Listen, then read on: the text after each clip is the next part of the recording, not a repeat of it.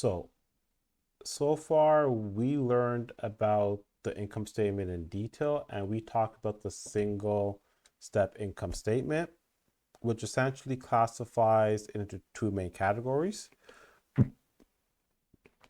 which is that of revenue and expenses. So revenue minus expenses gives us our net income. However, the multiple step or the multi-step income statement, now there are several steps involved in determining net income or loss. So this is the way you're actually going to see it in most financial statements when you look at real life companies. So we did the single step income statement to kind of introduce what the income statement was and the difference between revenues and expenses. However, now we're going to dive into the multiple step income statement, which has several steps. So the steps are net sales, gross profit, income from operations, income before income tax, and the net income. So I'm gonna dive into these in much more detail in this video. So once again, the single step income statement, I'm gonna go through this very quickly. We have the three-part title. Three-part title does not change. Company name, statement name, and the date for the year ended December 31st, 2018. We're pulling all of our revenues together, which our total revenues are 463,400. Then we're pulling all of our expenses together other than income tax expense. And pretty much that is 431,800. Then total revenues minus total expenses gives us income before income tax. Then less income tax expense gives us net income. So this is a review from prior chapters. Now we're going to dive into the multiple step income statement, which is the main focus of this video. So we have various steps. So I want you to focus in on the three-part title again. Is the exact same. Company name, statement name for the year ended December 31st, 2018. Now the first step is to figure out net sales.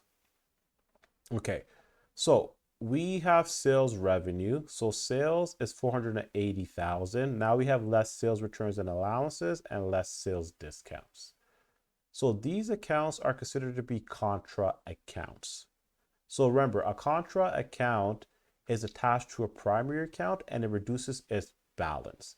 So if sales is 480,000, we have two contra accounts, which is sales returns and allowances and sales discount, which essentially these two add together gives us 20,000, reduces our overall sales balance to get net sales. So 480,000 minus 20,000 is 460,000.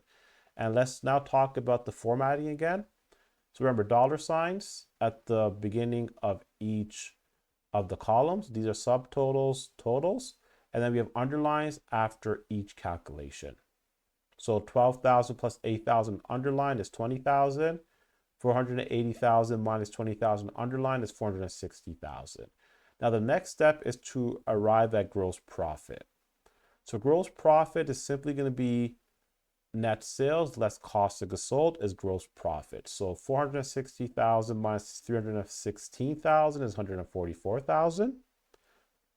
Then we have operating expenses. So these include salaries expense, rent expense, utilities expense, advertising expense, depreciation expense, freight out.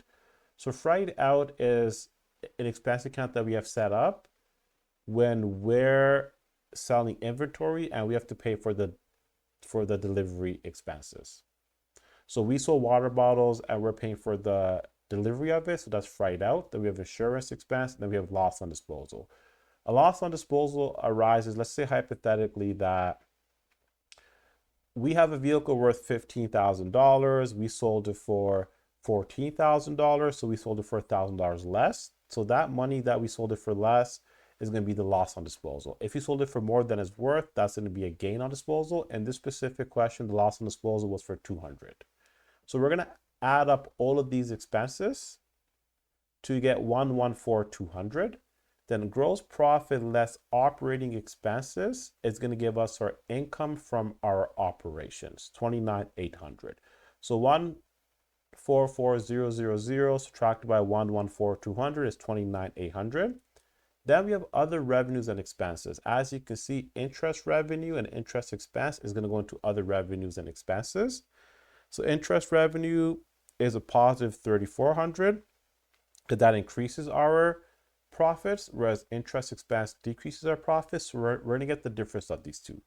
3,400 minus 1,600 is 1,800. Since our interest revenue exceeds our interest expense, we're going to take the 29,800, which is income from operations, and we're going to add it to 1,800, which is income before income tax of 31,600.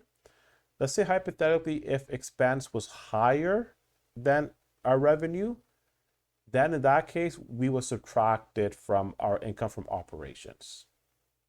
So now our income before income tax, 31,600, subtracted by the income tax expense, 6,300, is our net income of 25,300.